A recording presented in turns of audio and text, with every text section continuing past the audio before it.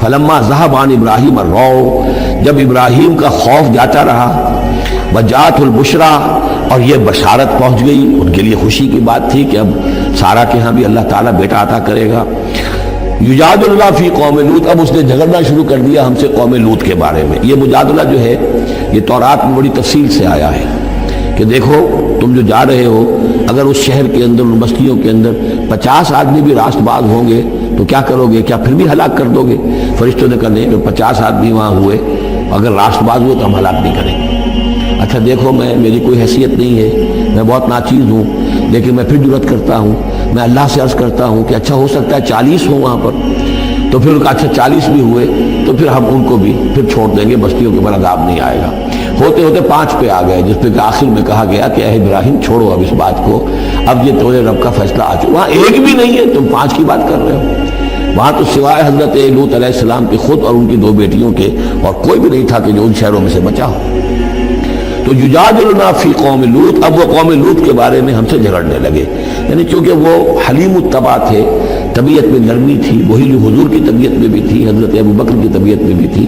اس وجہ سے انہوں نے کہا کہ عذاب سے بچنے کی کوئی شکل ہو سکے۔ ان ابراہیم لحلیم اواہ منیب، 3 الفاظ جمع کر دیے گئے۔ یقیناً ابراہیم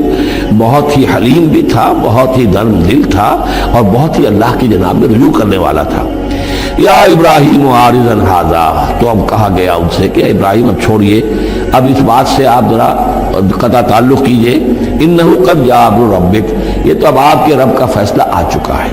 وَإِنَّهُمْ آتِيهِمْ عَذَابٌ غَيْرُ مَرْدُودٌ، اب ان پر وہ عذاب آ کر ہی رہے گا جسے لوٹایا نہیں جا سکے گا۔ وَلَمَّا جَاءَتْ رُسُلُنَا لُوطًا سِیءَ بِهِمْ وَضَاقَ بِهِمْ ذَرْعًا، تو جب آئے ہمارے یہ فرشتادے بھیجے ہوئے، ہمارے یہ پیغامبر، یہ فرشتے لوط کے پاس، سِیءَ بِهِمْ، تو وہاں پر یہ بھیجے گئے تھے بہت خوبصورت لڑکوں کی شکل میں، اور ان کے ہاں جو تھا معاملہ آپ کو معلوم ہے کہ جو عبرت پرستی ان کے ہاں تھی اور جو سوڈمی تھی، تو یہ لڑکے خوبصورت آ گئے تو اس قوم کے لیے، تو ان کے لیے جشن ہو گیا کہ ہمارے لیے شکار آ گئے ہیں بہت اچھے، لوط کے ہاں بڑے عمدہ شکار پہنچے ہیں، لہذا وہ سب غول کے غول اب آ رہے ہیں، حضرت لوط علیہ السلام کے گھر پر چڑھائی کر رہے ہیں۔ تو جب ہمارے یہ فرشتادہ، ہمارے یہ جو نوجوان لڑکوں کی شکل میں جن کو بھیجا گیا تھا فرشتوں کو، جب پہنچے حضرت لوط کے پاس، سِیءَ بِهِمْ، وہ ان کو دیکھ کر بہت غمگین ہوا کہ یہ بڑا میرے لیے، وَضَاقَ بِهِمْ ذَرْعًا، ان کا دل بڑا تنگ ہوا، وَقَالَ هَذَا يَوْمٌ عَصِیبٌ، اور انہوں نے کہا میرے لیے بڑا سختی کا دن آ گیا ہے، میرے پاس اتنی طاقت نہیں ہے کہ میں ان بدبختوں کا مقابلہ کر سکوں، اپنے ان مہمانوں کو ان کی دست برس سے میں بچا سکوں۔ اور وہ لوگ جو ہیں وہ جانتے تھے جس قسم کی خبیث ان کی تباہی ہو چکی تھی کہ وہ کسی اپیل اور کسی دلیل سے بعد آنے والے نہیں ہیں، تو اس سے ان کے دل کے اندر جو ہے وہ ایک عجیب کیفیت پیدا ہوئی۔ سِیءَ بِهِمْ وَضَاقَ بِهِمْ ذَرْعًا وَقَالَ هَذَا يَوْمٌ عَصِیبٌ وَجَاءَهُ قَوْمُهُ يُهْرَعُونَ إِلَیْهِ، اور اب آئی اس کی قوم اس کے پاس والہانہ دوڑتی ہوئی، بڑے خوشی سے ناچتے ہوئے آ رہے ہیں کہ آج تو ہمارے لیے جو ہے وہ بہت ہی عمدہ شکار پہنچ گیا ہے۔ وَمِن قَبْلُ كَانُوا يَعْمَلُونَ السَّیِّئَاتِ، وہ پہلے ہی سے ان گندے کاموں کے اندر ملوث تھے۔ قَالَ يَا قَوْمِ هَؤُلَاءِ بَنَاتِي هُنَّ أَطْهَرُ لَكُمْ، حضرت لوط نے فرمایا کہ دیکھو میری قوم کے لوگوں، میری بیٹیاں موجود ہیں، وہ تمہارے لیے بہت پاکیزہ ہیں۔ اس کے 2 معنی کیے گئے، ایک تو یہ کہ بیٹیوں سے مراد ہے کہ جو تمہاری بیویاں ہیں وہ میری بیٹیوں کے مانند ہیں۔ نبی جو ہوتا ہے وہ گویا کہ قوم کے لیے والد کی جگہ ہے، جیسے کہ قرآن مجید میں وازواجہ امہاتہم، حضور کی تمام ازواج جو ہیں وہ پوری امت کے لیے ماؤں کے درجے میں ہیں، تو گویا کہ میری بیٹیاں ہیں، اللہ نے تمہارے لیے ان کو پیدا کیا ہے، تمہارے لیے جوڑا بنایا ہے، وہ پاک جو ہے تمہارے لیے راستہ، اپنی شہوت کی یہ تقاضے کو پورا کرنے کے لیے صحیح راستہ اس کو چھوڑ کر، اور یہ بھی ہو سکتا ہے کہ انہوں نے اپنی بیٹیوں ہی کو پیش کیا ہو کہ تمہیں اگر کرنا ہی ہے تو نکاح کر لو، میں اپنی بیٹیاں تمہیں نکاح میں دینے کو تیار ہوں، لیکن میرے میرے جو یہ مہمان ہیں ان کے بارے میں مجھے رسوا نہ کرو۔ قال یا قوم هؤلاء بناتی هن اطہر لکم فاتقوا اللہ ولا تخزون فی ضیفی، تو اللہ کا خوف کرو اور دیکھو مجھے میرے مہمانوں کے معاملے میں رسوا مت کرو۔ الیس منکم رجل رشید، کیا تم میں کوئی ایک آدمی بھی شریف اور کوئی ایک آدمی بھی نیک چلن نہیں رہا؟ یعنی کوئی تو تم میں سے ایسا نکل آتا جو میرا ساتھ دیتا، جو میری ہاں میں ہاں ملاتا، تم میں تو معلوم ہوتا کہ کوئی ایک شخص بھی شریف النفس باقی نہیں رہا۔ قالوا لقد علمت ما لنا فی بناتک من حق، انہوں نے کہا کہ لوط تمہیں خوب معلوم ہے تمہاری بیٹیوں پر ہمارا کوئی حق نہیں ہے۔ اس سے معلوم ہوتا ہے وہ دوسری ہی بات ہی زیادہ راجح ہے۔ وَإِنَّكَ لَتَعْلَمُ مَا نُرِيدُ، اور تم خوب جانتے ہو جو ہم چاہتے ہیں، یعنی باتیں مت بناؤ، ہماری توجہ جو ہے ادھر ادھر لے جانے کی کوشش نہ کرو، تم جانتے ہو ہم جو چاہتے ہیں، جس کے لیے ہم حاضر ہوئے ہیں، جس کے لیے ہم پہنچے ہیں۔ قال لو ان لی بکم قوتا، انہوں نے کہا کاش کہ میرے پاس تمہارے مقابلے کے لیے کوئی طاقت ہوتی، او آوی الی رکن شدید، یا وہ کوئی قلعہ ایسا ہوتا جس میں مضبوط میں جا کر پناہ لے لیتا اور تم سے اپنے آپ کو اور اپنے مہمانوں کو بچا لیتا۔ یہاں ہے اصل میں حضور صلی اللہ علیہ وسلم کی ایک حدیث میں الفاظ آئے ہیں، یرحم اللہ لوطا لقد کان یاوی الی رکن شدید، اللہ تعالیٰ رحم فرمائے لوط پر، وہ ایک مضبوط قلعے میں تھے، اللہ تعالیٰ کی حفاظت تو انہیں حاصل تھی، لیکن یہ کہ اس وقت جو صورت بن گئی تھی ان کے لیے،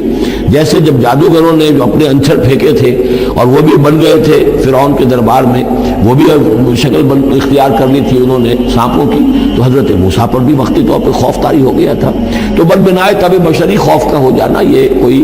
نبوت کی عصمت کے منافی نہیں ہے۔ تو یہاں پر بھی اللہ تعالیٰ کی حفاظت تھی، اور جیسا کہ آیا فرشتوں نے پھر ذرا سا ایک ہاتھ ہلایا اور سب کے سب اندھے ہو گئے، وہ اس طرح کا معاملہ تفاصیل تورات میں ہے۔ قال لو ان لی بکم، لیکن جو حسرت کی کیفیت تھی اور جس طرح ضیق میں ان کی جان اس وقت آئی تھی، اس کا تصور کیجئے، کاش کہ میرے پاس تمہارے مقابلے کے لیے طاقت ہوتی، او آوی الی رکن شدید، یا کوئی ایسا ہوتا مضبوط مستحکم قلعہ جس میں جا کر میں پناہ لے لیتا۔ قالوا یا لوط انا رسول ربک، ان فرشتوں نے کہا اے لوط گھبرائیں نہیں، ہم آپ کے رب کے پیغامبر ہیں، بھیجے ہوئے ہیں، لن یصلوا الیک، یہ آپ تک پہنچ نہیں پائیں گے، آپ کو کوئی گردن نہیں پہنچا سکیں گے، آپ بالکل اطمینان رکھیں۔ فَأَسْرِ بِأَهْلِكَ بِقِطْعٍ مِّنَ اللَّيْلِ، اور بھی رات کا ایک حصہ جو باقی ہے اس میں آپ اپنے اہل کو لے کر، اپنے گھر والوں کو لے کر نکل جائیے اس بستی سے۔ وَلَا يَلْتَفِتْ مِنْكُمْ أَحَدٌ، اور کوئی بھی آپ میں سے پیچھے نہ دیکھے، پیچھے توجہ نہ کرے، پیچھے کی طرف کوئی خیال نہ آئے کہ ہمارے دوست تھے اور ہمارے یہ تھے اور ہمارے عزیز تھے، إِلَّا امْرَأَتَكَ، اور آپ کی بیوی بھی ساتھ نہیں جائے گی، وہ بھی یہیں رہے گی۔ یہ دو بیویاں ہیں جلیل القدر پیغمبروں کی، جن کا ذکر پھر آئے گا بڑی وضاحت کے ساتھ سورہ تحریم میں۔ ایک حضرت نوح علیہ السلام کی بیوی اور ایک حضرت لوط کی بیوی، کہ یہ اگرچہ کہ کانتا تحت عبدین من عبادنا صالحین فخانتاہما فلم یغنیا عنہما من اللہ شیئا، اگرچہ وہ ہمارے دو بہت ہی نیک اور بہت ہی برگزیدہ بندوں کے تحت تھی، ان کے گھروں میں آباد تھی، لیکن یہ کہ انہوں نے خیانت کی، اور اس کے نتیجے میں یہ ہے کہ پھر وہ اللہ تعالیٰ کے عذاب سے ان کے شوہر انہیں بچا نہیں سکے، نہ حضرت نوح بچا سکے اپنی اس بیوی کو، اور نہ حضرت لوط بچا سکے اپنی اس بیوی کو۔ الا امرأتک، سوائے آپ کی بیوی کے، انہ مصیبھا ما اصابہم، اس کے اوپر تو وہی مصیبت آ کر رہنی ہے جو ان سب پر آنی ہے۔ ان موعدہم الصبح، اور دیکھیے ان کے وعدے کا وقت صبح کا ہے، صبح کو وہ عذاب آ جائے گا۔ الیس صبح بقریب، کیا صبح قریب نہیں ہے؟ یعنی اب جلدی کیجئے، اب آپ فوری طور پر یہاں سے اپنی بچیوں کو لے کر نکل جائیے۔ فلما جاء امرنا جعلنا عالیہا سافلہا، جب ہمارا حکم آ پہنچا ہم نے اس کے اونچے کو نیچا کر دیا، یعنی کسی بستی کو تلپٹ کیا جائے تو چھت نیچے ہو جائے گی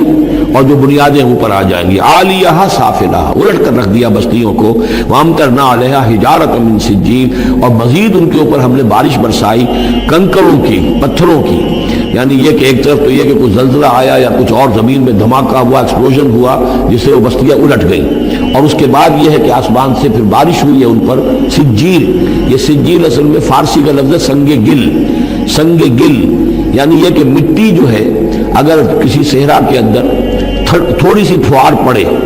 اور زیادہ تیز بارش نہ ہو تو وہ ہر قطرے کے ساتھ تھوڑی سی مٹی مل کر وہ ایک چھوٹا سا دانہ بنتا ہے، اور وہ پھر دھوپ جب پڑتی ہے تو وہ پھر پک جاتا ہے، جیسے کہ کہیں آپ اینٹیں پکاتے ہیں اپنے بھٹیوں کے اندر، یہ پھر کہلاتی ہے سنگ گل، یعنی یہ پتھر تو ہے لیکن یہ پتھر نہیں ہے، یہ مٹی کے بنے ہوئے پتھر ہیں، کنکر ہیں۔ ان کنکروں کی بارش ہوئی جس کے اندر کہ اس کو بالکل دفن کر دیا گیا، اور دونوں شہروں کو منضود تہ برتہ، تہ برتہ وہ جو بارش ہو رہی تھی کنکروں کی تہ برتہ،